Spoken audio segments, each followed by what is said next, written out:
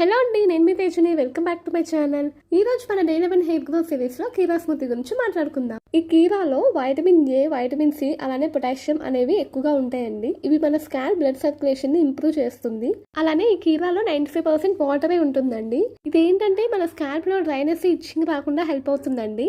అలానే ఈ కరివేపాకులో iron, vitamin B, proteins, అలానే యాంటీ ఆక్సిడెంట్స్ ఇవన్నీ చాలా ఎక్కువగా ఉంటాయండి. వైటమిన్ బి వల్ల మన హెయిర్ అనేది ఎర్లీ స్టేజ్ లో గ్రే అవ్వకుండా హెల్ప్ చేస్తుందండి.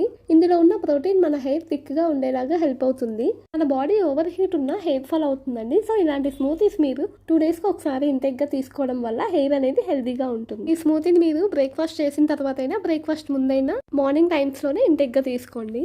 నచ్చితే హనీ లెమన్ జ్యూస్ యాడ్ చేసుకోండి. నేను టేస్ట్ కోసం అని చెప్పి హనీ లెమన్ జ్యూస్ యాడ్ చేశాను. ఈ సబ్జా సీడ్స్ చాలా మంచివండి మన హెయిర్ కి.